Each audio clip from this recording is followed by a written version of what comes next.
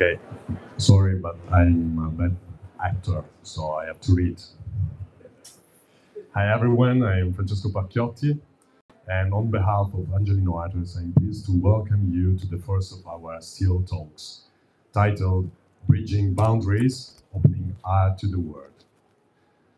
Next to me is the artist behind Steel 1492, Fidia Falaschetti, who brings a sharp sense of irony to his work, provoking each of us to reflect on our contradiction within ourselves. Today, he will be in conversation with Charlie Edmondson, a visual art artist based in LA of great distinction. A special thanks goes to Roberto Bassa that hosts this event, and to our main sponsor, Fabbrica Italiana Motoscafi, Rimani, and Alberto Rivero Design. I now leave the floor to Fidia and Charlie, and wish you all an enjoyable talk. Thanks. That sounds like serious. So we have to be. So thank you for coming. Can you hear me? Okay, thank you for coming. We are very pleased to have you here or here, and that's a very important time of the year in Milan. So we're very honored to be here with this big project, which is Steel 4092, hosted by Angelino Artworks and Roberto Basta. And for this special occasion, I'm Fidia, so introduce myself. My name is Fidia Falaschetti, and my name is just Fidia. I've been named after the Greek sculptor that made all the sculpture in the Parthenon in Athens, and 430 something before Christ.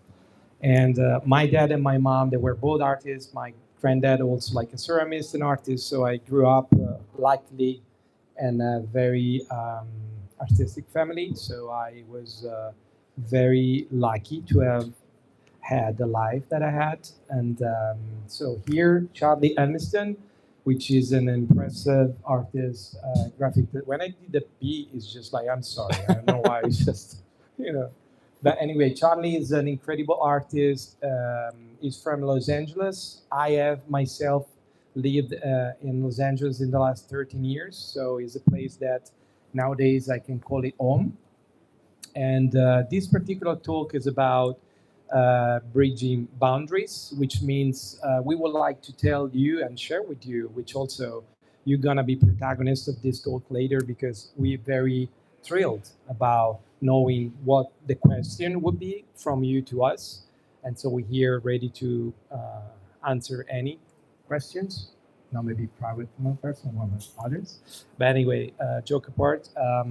So we're here now to just tell our story as friends, because Charlie is my best friends, American best friends in LA, but also, we are sharing a lot of artistic and creative, insights.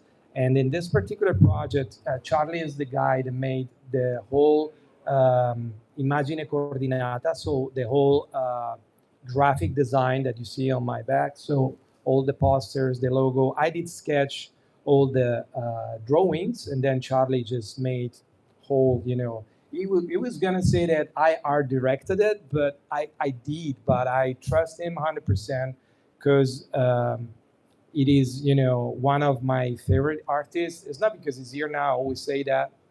And as you may understand, we as artists, we don't believe much in ourselves. So we look like very centered and secure, but most of the time we're not. So I'm standing here, maybe I look like, yeah, that's the artist and do stuff, but our opinion is so important to us because we are nothing without the audience. We're nothing without the people, right? So whatever artworks we do, whatever project we do, it would be senseless without your feedback. It would be senseless without your opinion, your sharing, and so on.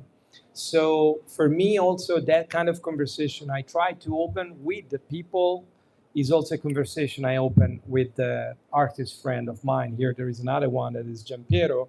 He's a great artist from Naples, and we actually met in LA as well because we have friends slash clients in common, which is Justin Bieber, because he's been working for Justin Bieber for many years. Justin Bieber is also one of my collectors, and we knew each other. He's from Naples. I'm from the Le Marche, and we met in LA because of Justin Bieber. How funny is that? And so even the sharing we have with him, and so that's the bridging boundary thing, which is creating bridges in between cultures, and that's what we do being an artist. So I'm gonna leave a little bit the mic to him to introduce himself, and I would like you to tell them the story how we met. And the funny thing is that we're gonna tell a little bit more in detail. So I moved to the U.S. 13 years ago in LA. So I'm an Italian that moved to the U.S. and Charlie made a kind of opposite tour. So he was born and raised in LA, a real born and raised, not a Native American, but still like a new generation, contemporary, born and raised, citizen of LA, and he moved to Europe. So he's now based most of the time in Amsterdam and Italy, and he's actually his partner. She is Italian, so it's funny how then we became friends and inspired each other even in a personal and creative way. So I leave him so he can introduce himself, and again, thank you for being here. Grazie, Fidia. Ciao. My name is Charlie Edmiston. Justin Bieber does not own one of my pieces, so I don't have that in common with them too. No, look, I'm happy to be here. I met Fidia probably 10 years ago in Los Angeles, and I was in a random art show pretty early on in my career, and I showed up to the gallery a little bit late, and the woman who was curating it said, someone's really interested in your work, you have to meet this guy, he loves your work, and I think he wants to buy a piece, And so she goes, oh, let me find him, and then she brings me to Fidia here, and we told him the price of the piece, and it was too much for him to buy, but he said, hey, how about this, why don't we make a trade? You give me this painting, and then I'll give you, one of my sculptures. So, which is something we do. Yeah. So yeah, artists often, do trades. So I went to his studio.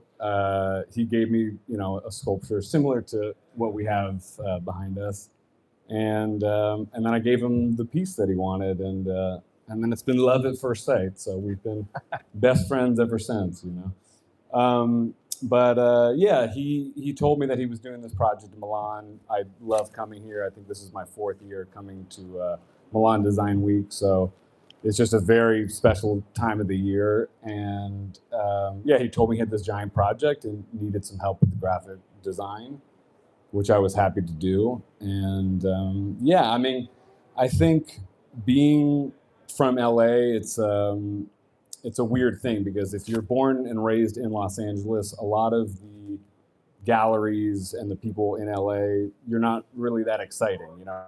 Okay, you're from here. They're more concerned with bringing international artists to Los Angeles.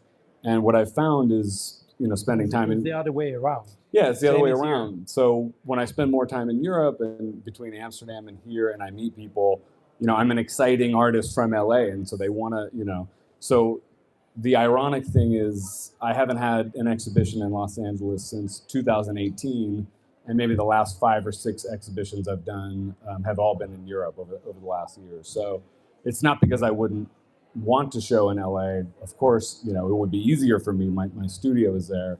But yeah, I don't know. It's been a really, interesting time. I think it's interesting. It's very interesting how friendship. So my particular, idea of art, is about connections, but real connections. So I'm in a phase of my life, but I've always been like that, where meaningful connection is so important. So it's not just about making something to be known, to be seen, to be famous, which is nowadays happening a lot. People do stuff just to be recognized, because that's what the social media is saying. The people like with a lot of followers, they would like to be somebody. And in my personal opinion, it's important to just convey meaningful messages. And to me, connection and dialogue is something really important, which is actually what Steel 4092 is trying to convey. So it's a connections and dialogue in between the Western society and the indigenous or local identities and societies. So in this case, to me, that friendship that is not just a friendship is a very inspiring dialogue and connection where you can just have fun, get drunk, going around, go parties or just having nice dinners and such. But it's very important when you, in friendship, you find somebody that give you the hint to create something new. There is this thing called in the Renaissance, which is mannerism. And the mannerism was something that was a kind of repeating itself, which is kind of happening nowadays as well. And I think that friendship, the good thing for artists is also like how we do inspire each other to do a lot of things. So even like with Giampiero and all the time we just say, why don't we do that together? Why don't we do this collaboration? I'm very open to that. And actually, it's not happening very often because, as you may understand, artists and designer and creative people sometimes are very much self-centered. So they're afraid of opening up, to other collaboration because they're afraid, like, oh my God, this guy can just, like steal the stage for me. And so, but great artists never do that. And the history of art, a lot of artists are also many times collaborated, and that's what we do also, like with brands and we do with other realities. So for me, it's really, really arricchimento, to say in English, like an enriching thing to have this kind of connection, and because we never stop to learn. We are in a path in life, even in creative path, that's there might be many artists and creative people here, and there's no time in life where we feel like we reached the point that we want. It's always like a seeking or something, and which is not the FOMO. Which do you guys know what FOMO is? So it's a fear of missing out, which we talk a lot about that. It's not about be afraid of not doing enough, but this about every project. When we've done a project like Mike Totem, I love it. I mean, it's great, and we're gonna go in details later. But I know it's already something I've done. I'm already, my mind is already somewhere else because you guys come there. I've been having a conversation with some of you, and any conversation, even like people, normal people, are like very, very inspiring to do more stuff. So that's the most interesting part of it. Like I think how much Italy, for instance, and that's a question I have for you. How much Italy has inspired you in your last, like maybe since you've been coming here more? Yeah, I mean, yeah. For me, I was telling you earlier. I mean, I came to Milan Design Week I think 4 years ago for the first time, and I mean, out of all the art fairs and Miami, Art Basel, all these different fairs and different art weeks all over the world, here in Italy for me is just the most special because I mean, I think not only the people, but just the different projects going on and just the inspiration I get from this week alone is just far more than honestly anywhere else. And so, I think Italians just have that special, that special factor that's, perfetto. So anyways, but yeah, I mean, everything from Italian furniture design to graphic design to, art, obviously, historical sculpture, all that is just incredible. So for me, to be here and with, a local, native Italian and work on a project of this scale, yeah, I mean, it's great. It's never about the single person. I believe like everything is coming from a group of people working all together. Ciao, another great artist arrived, great painter, Davide Serpetti, is based in Milan. Thank you for coming. Yeah, he might be shy. You don't know necessarily like all the name and stuff. Anyway, so it's a group. So like this project wouldn't be possible, for instance, without Angelino Artworks, which is a reality that built this project. So I am a sculptor.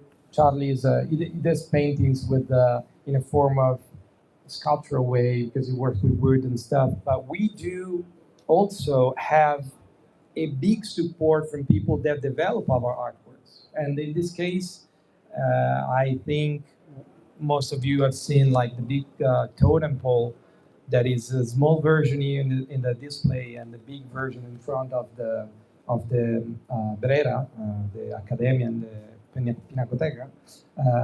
So it's been a group work of a lot of people, which Francesco made the art direction, and Daria has been working behind the scene to convey all the messages. But all the guys and people like young and my age and older working at Angelino every day to bring you guys that incredible piece. And so it's a group of people working together to achieve something, because selfishness and thinking about ourselves just doesn't bring us anywhere. So the bridging boundaries is just about that. We all just have our limits, and if we create a bridge in between those limits, we can really bring a lot better than what we can bring by ourselves. So I truly believe in our friends.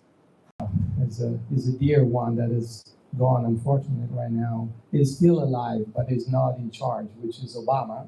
And now we have somebody else, which, I'm American too now as well, so I have a passport. We're not very, votes probably not very proud about our president right now anyway. But the bridging boundaries is so important, because people work on the bridge and go from a side to another side. Without a bridge, we cannot go through things. We cannot just explore. We cannot just create closeness, and we're living in a society that is very individual. So everybody thinking about himself, herself, and that's, in my humble opinion, doesn't bring anywhere. So something important to say is just like the first night. So the totem has been installed, the one in Brera, between Saturday and Sunday. Nighttime, the piece has been vandalized. Somebody arrived and smashed the piece on the back, which we already found the solution, because the totem has ladybugs on it, and we're gonna put tomorrow a beautiful ladybug there to cover it, even if it's nice to show it, because the bottom line is that piece is not mine. It's not Angelino's. It will be whoever is gonna buy it, the collector is gonna buy it. But that piece is talking about all of us. And so the guy that smashed it, he smashed his own heart. He smashed his own piece. Because whatever I do, whatever artists we do, is just not for us. So that's interesting to see that. And I would like to see, where is the camera? Is somewhere the camera there? But I just want to tell him and say, you broke your own piece. Would you broke your own house or your own car and stuff like that. So you're welcome to come here, and just talk about it, because you might need a little bit of, support and help from.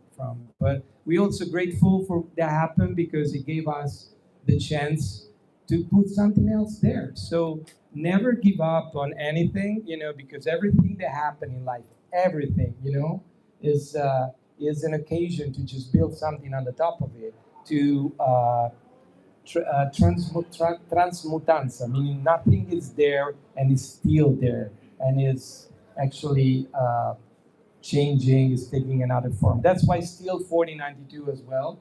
Steel 40, but should we go to the little bit of the project? Should I talk a little bit about the project? Sure. Or maybe people have questions. Exactly. If you want to have questions, otherwise I'm going to talk forever. So if you have questions, just, yes. You see, I talk too much. I do that.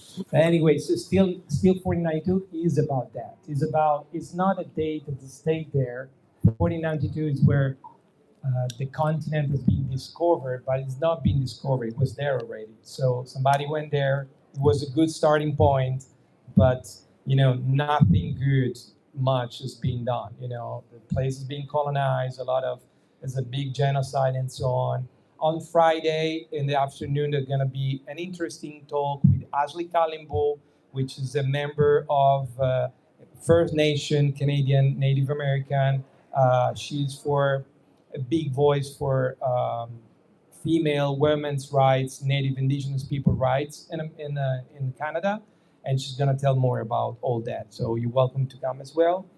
But, that's a really important thing. Together, we can transform And everything that happen, especially in the nowadays we're living, it could be transforming something else. And as artists, that's what we do. We capture, we have that privilege to capture whatever is happening around and transform into art. This is happening here in Milan in this week. There's so many wonderful things around, and I believe that those all the things that just not for very little amount of people. Yes, and just few people gonna buy them, but that's for everybody of us and represents also all of us, right?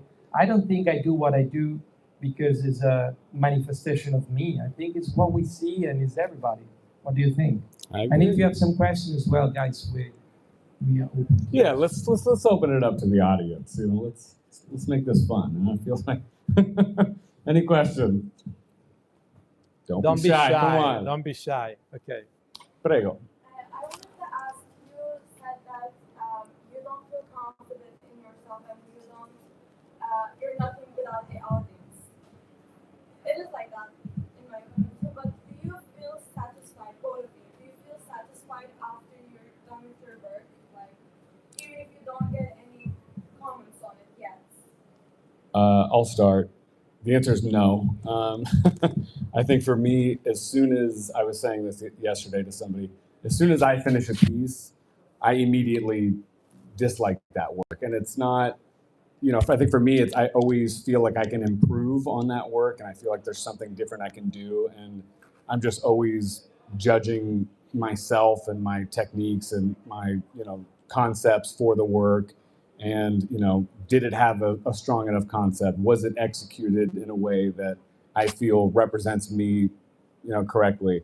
And 100% of the time, it's no. The answer is no. That could have been better, And so honestly, the whole beginning of my career, I used to just give away my work because I didn't, this is before I ever sold a single piece, but I would make something and I would just absolutely hate it. And then anyone who would come to the studio or friends of mine would say, "Oh, that's cool." And I'd say, "Okay, here, take it." And so, I think, most artists are just like that. And I feel like, yeah, that's my answer. I don't know how you feel, but. I can copy and paste. I do this a copy and paste. Well, I do like my work. When I'm very appreciative. I'm proud of it. I feel like, wow. And it lasts like a week. Then after I'm already on the next project. I'm already on something. But in my opinion, it's more like, it's not mine anymore. There's a lot of people. Have you heard? Or maybe when people say, I make an artwork, I don't want to get detached to it. I don't want to just give it to somebody. When somebody buy it, I'm like, oh my God. To me, it's just like, please buy it. I make it it doesn't, they're like our kids that go around. It makes sense when they go somewhere else. It doesn't make sense if I keep it in my space. Actually, when I have a lot of pieces in my studio, I'm like, I don't want to see them anymore. I want to be inspired by something else. So that's my answer. I do like them, but I like them to go. I just like to do new things, and a lot of times I need rewards for sure. When people come there and say I like it, also they just so there is a nice happening or anecdote of the past. So have you seen on the totem here? You got like the donuts on the eye of the higher piece. So there were like two donuts instead of the eyes. And I remember somebody in LA came to my studio and she was just looking at the pieces, look at the totem for a long time, and then comes to me and say, "That's smart. The donuts on the eyes, they're so smart." And the message you send with that, and I was curious, like, because I just put the donuts because they're circular, they look like eyes. And she's like, "Do not see." That's amazing because they're like, oh my God, she made something, and that's what I'm seeking for. That's something I cannot do. You guys can do it. You look at it, and you give us feedback. That's why it's not just our work. It's not my work. It's a collective work. So for me, the people, Bukowski was saying, people are the greatest show ever, and it's free. You don't pay tickets because a lot of you guys are artists. A lot of you guys are like very inspiring, individuals, and you probably don't even know that. And I do find when people ask me, what's your inspiration? I say, my inspiration, why do you go in LA to get inspired? You go to the Mocha, you go to the Lacma. I go to the Mexican bar down my street, you know, and I just spend some time with some people there, and I got so many ideas, you know, as much I go to Beverly Hills and see those like super, you know, plastic surgery people like that, they have everything and they're so unhappy, you know, at the same time. And so people are so they are, 50% is me, probably. It's not talking much about me, but it's about whatever is in the air. And also like, I repeat myself, but it would be anything without you guys, without people, you know. So that's what makes me feel good. It's not just my guilt, it's everybody else's guilt. I'm just kidding, you know. But when it's not good, it's not just because of me. It's just coming out, you know. But it's hard to believe in yourself. It's not, especially for creative people. And also, I think it's a good part because if you are accomplished, you're not going to create anything good anymore. So you have to be on the how do you call, on the like barely accomplished, you know, instead of being I done what I've done, because you don't create anything anymore. Yeah, well, you know, we're lucky enough that we can do this for a living, you know, and there's a lot of good artists out there, you know, and this guy there is sat on the front here. He came in LA a few years ago, and he was just kind of not upcoming, and I was loving his art and stuff. Nowadays, it's just selling great, having a great market, doing great paintings, and is known painters and an artist and he didn't give up. It's just kept going, and now, you know, is a great artist. So it is a struggling artist, but the struggling artist narrative is also, and it's a comfort zone. You know, nobody understands me. Yeah, sure, but it's also like it's part of life. You know, we got to believe. What do you think? Any other questions? You're welcome. Questions? I know that Jean Pierre has a question, but he's shy too. You don't have a question? You gave me a lot of answer during the years. Well. Some other questions? Francesco, you don't have a question? I have a question. Why are we here? So if you want to know a little bit more about the totem, I don't know, or I can stimulate some questions. Do you want to make a question with your voice? Because we have an actor here who's just like such a great voice. And we can. No, maybe if you could talk a little bit more about the idea behind the totem and what was your process to actually do something like this. Okay, so I try to be brief. The totem, a version of the totem called 4092, the totem born in 2017, so 2017, and it was just made of 4 blocks, which are that one, the diamond and concrete one, this here, and the one behind me with the burgers and the skulls. It was an homage to Native American communities. And it was mostly like making a totem. The totem is from the Northwest Native American, so it's just a symbolic thing. It's not talking about all the Native American of North America. But I just took the totem to talk about it generally, about them.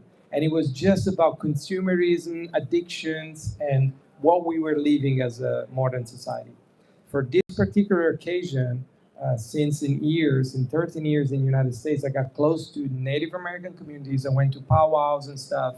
So I would like to give a little bit more an homage to Native Americans. And so the 3 blocks, which are the clouds, the eye, and the rock here, they're like the 3 elements that are added to my totem for this particular occasion and to create Steel 4092. Why? Because that's talking about the dialogue in between the Western society, which has brought a lot of very shallow, superficial details and matters, and then dialogue with the indigenous people from all over the world, you know, narrative, which is made of like spiritual things connections to Mother Nature, connection to the universe, and so on. So the new pieces represent the clouds, let's start from the bottom, is the rock. The rock represents Mother Nature. So the contact with the nature, which is the most the universe and everything. So the Native American communities were not believing in one God. They were believing in the Mother Nature as the creator of everything. So that rock represents like a modern rock and the more like contemporary ones. And you get the sage leaves. Sage leaves are very important for Native American and North Americans. It's a sacred leaf, and they use that sacred leaf as medicine. And then we go up and we see like the eye with wings, and there is braids on the bottom, and the braids just go inside the eye and just go split ways. The braids represent how the Native American communities are like waving within themselves to just survive, to just be seen and be heard, and intercommunicate. That's what we should do. And we actually don't much do that because I'm from Marque, from Civitanova, and people from Macerata, which is 20 kilometers away, they're fighting when they do football and soccer. That's hilarious. So we should really like together, create something else. And the eye represent like the vision, represented all these interconnections in between like cultures. It comes into a vision, like a deeper vision, a vision in between. So the centerpiece represent the people. Ground, the Mother Earth, people, wings. So the wings are just about like, is a very important symbol in Native American. Feathers and wings could represent the ox. The ox is flying, is a sacred animal that looks from above, have a total vision. And on the back, you will see in the totem, there is like the medicine circle, and medicine is not like pharmaceutical medicine, but it's like same nature, like herbs and natural, medicine. And also it's like the four directions, which is up, down, and right and left. And also they have a fifth dimension, which is sixth dimension as well, is up and down. But Ashley probably go on Friday more on that. And the top one is like clouds. The clouds represent like the ephemeral, something that is not tangible. It's just it represents like the air, like the space. And then we have the stars. The stars for the Native American communities represent like the ancestors. Whoever has gone and somewhere else is not down in the soil, is not in paradise, but is in the universe. Which one is the gate to the universe? Is the sky and the stars. And the funny fact is, I was with Ashley in LA, and it was nighttime, and we were just looking at the sunset, and we were going back, and it was just getting the dark, and I was fischiare. We whistling, and she said, no, don't do that. I say, why? Because if you whistle at night, you call the ancestors, but if you don't do the right call, maybe some other energy will come, and that will maybe mess with you or us, So that's something, we don't do that, in our society. And then you got like the water drops. The water drops represent the rain. Rain might be seen like, especially in this week, like something bad, but rain is life, is water coming into the soil and gives us the opportunity to flourish, there's no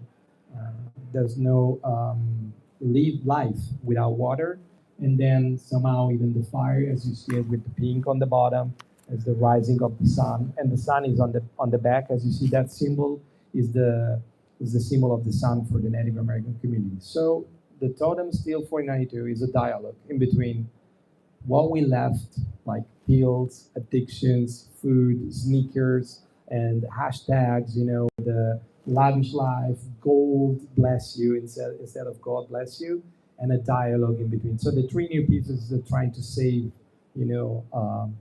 our habits somehow towards a better, because we need that, guys. We're not living in a very nice world right now. So just we need to really change the shift of our, shift up and just, put some more efforts. And I think we, as artists, we can just, in my opinion, we can tell a lot about that. Even if you do an informal work as he does, he brings beauty, he brings like, and that's, give people more space in their heads just to be relaxed and just seeing, or I don't know, just I don't know in English how to say, but like feeling better, with the beauty, and that will help you to just chill out and realize that we got to do something to have a better future. So you guys, the young guys here, you guys are the new generation, and we really need you because our generation is like, So I think you are the future and can help us, to do something better. That's what the talking is all about.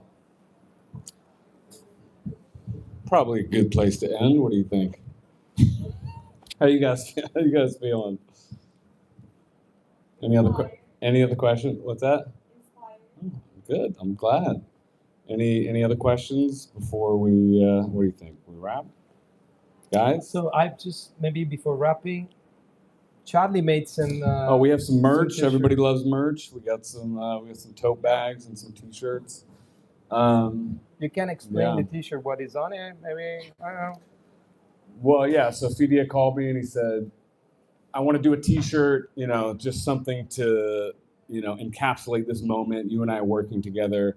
And he knows that, I love a good T-shirt. I love to design a T-shirt. And I said, okay, let's do it. So we did a little, part of it was just because I wanted to wear a shirt. But anyways, did a little,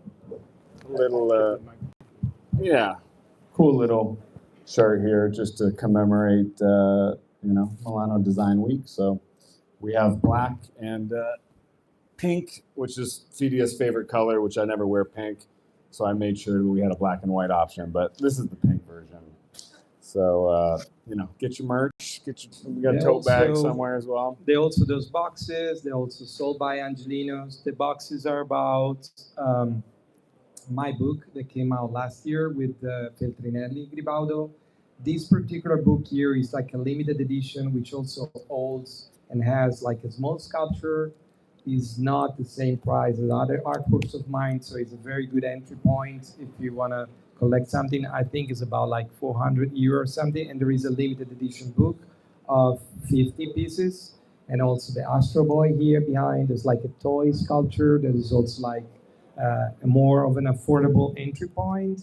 And then you have Daria, Francesco, and everybody here that can just guide you towards any information about that.